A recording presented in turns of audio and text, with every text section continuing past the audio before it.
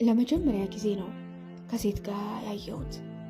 ለዛውም አቅፏት እየሳቀላት። ቡና ማፍላት የምወደውን ያህል ጠላው። ተጫዋች ሳቂታ የነበርኩት ልጅ ዝምተኛ፣ ሲያናግሩኝ የማልመልስ ሰው ሆንኩ።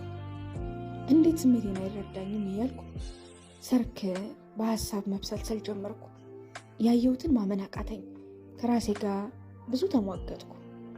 ድንገት መስከረሜ ብሎ አጠገቤ ተቀመጠ። ደነገጥኩ። ምን አይነት ስሜት እንደተሰማኝ አላውቅም። ደስ ይበለኝ ይክፋኝ ግራ ገባኝ። ዝምታዬ ሲበዛበት ጊዜ እጁን ትከሻዬ ላይ አድርጎ መስከረሜ ሲለኝ ከገባሁበት ሰመመን ነቃው። ወዬ አልኩት። ደህና ነሽ? ምን ሆነሽ ነው በሀሳቤ እርሺው አለኝ። የውስጤን በውስጤ ይዤ ደህና ነኝ ቡና ልቅዳልህ አልኩት። ፈገግ ብሎ እያየኝ አሁን ያንቺን ቡና አግኝቼ ነው። ፈገግታ ጨመረበት።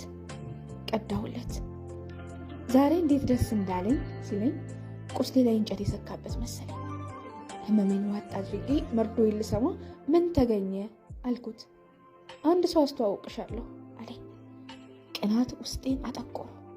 የንዴትና የቅናት ሳቅ የለቀስኩት፣ ግን እሱ አልገባውም። ቡናውን ጠጥቶ እንደጨረሰ በድጋሚ ጉንጭን ስሞኝ እመለሳለሁ ብሎን ሄደ። መሳሙ ማጽናኛ መሆኑ ነው። ስለ ሳመኝ ደስ ቢለኝም ቅናቴ ግን ሐዘኔን አከፋው። ብዙም ሳይቆይ ከኋላዬ መስከረሜ የሚል ድምፅ ሰማሁ። ደንግጬ ወደኋላ ስዞር ከአንዲት ልጅ ጋር ተመልሶ መጣ። አቤት ልበለው ወዬ ብቻ አላውቅም። ግራ ገባኝ።